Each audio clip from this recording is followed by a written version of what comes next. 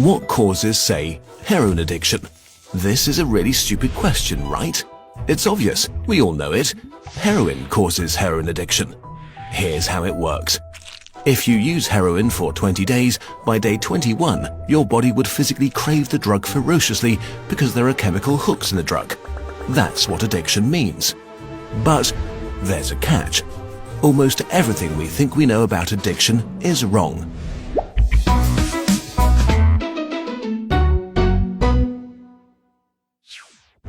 If you, for example, break your hip, you'll be taken to a hospital and you'll be given loads of diamorphine for weeks or even months.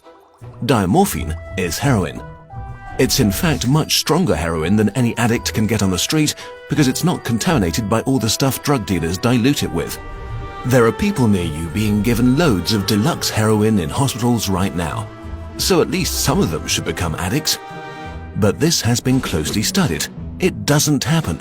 Your grandmother wasn't turned into a junkie by her hip replacement. Why is that? Our current theory of addiction comes in part from a series of experiments that were carried out earlier in the 20th century. The experiment is simple. You take a rat and put it in a cage with 2 water bottles. One is just water, the other is water laced with heroin or cocaine. Almost every time you run this experiment, the rat will become obsessed with the drugged water and keep coming back for more and more until it kills itself. But in the 1970s, Bruce Alexander, a professor of psychology, noticed something odd about this experiment. The rat is put in the cage all alone. It has nothing to do but take the drugs. What would happen, he wondered, if we tried this differently? So he built Rat Park, which is basically heaven for rats. It's a lush cage where the rats would have colored balls, tunnels to scamper down, plenty of friends to play with, and they could have loads of sex.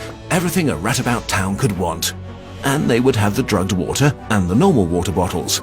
But here's the fascinating thing. In Rat Park, rats hardly ever use the drugged water. None of them ever use it compulsively. None of them ever overdose. But maybe this is a quirk of rats, right? Well, helpfully, there was a human experiment along the same lines, the Vietnam War. 20% of American troops in Vietnam were using a lot of heroin. People back home were really panicked because they thought there would be hundreds of thousands of junkies on the streets of the United States when the war was over. But a study followed the soldiers home and found something striking. They didn't go to rehab. They didn't even go into withdrawal. 95% of them just stopped after they got home. If you believe the old theory of addiction, that makes no sense. But if you believe Professor Alexander's theory, it makes perfect sense.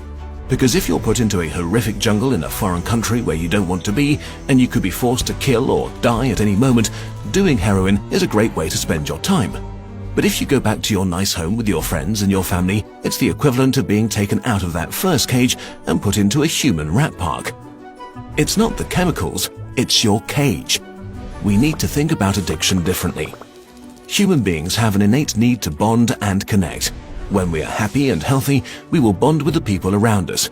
But when we can't, because we're traumatized, isolated or beaten down by life, we will bond with something that gives us some sense of relief. It might be endlessly checking a smartphone, it might be pornography, video games, Reddit, gambling, or it might be cocaine. But we will bond with something because that is our human nature. The path out of unhealthy bonds is to form healthy bonds, to be connected to people you want to be present with. Addiction is just one symptom of the crisis of disconnection that's happening all around us. We all feel it. Since the 1950s, the average number of close friends an American has been steadily declining. At the same time, the amount of floor space in their homes has been steadily increasing.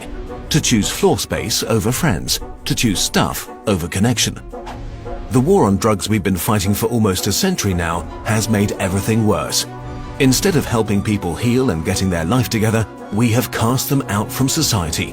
We have made it harder for them to get jobs and become stable. We take benefits and support away from them if we catch them with drugs. We throw them in prison cells, which are literally cages. We put people who are not well in a situation that makes them feel worse and hate them for not recovering. For too long, we've talked only about individual recovery from addiction. But we need now to talk about social recovery, because something has gone wrong with us as a group. We have to build a society that looks a lot more like Rat Park and a lot less like those isolated cages. We are going to have to change the unnatural way we live and rediscover each other. The opposite of addiction is not sobriety. The opposite of addiction is connection. This video is a collaboration with Johann Hari, the author of the book Chasing the Scream, The First and Last Days of the War on Drugs. He was very kind to work with us on this video to spread the word. We recommend that you give the book a try. Our videos are made thanks to your support on patreon.com. If you want to help us make more of them, we really appreciate your support. We made an interactive version of this video together with some friends. See the link in the description.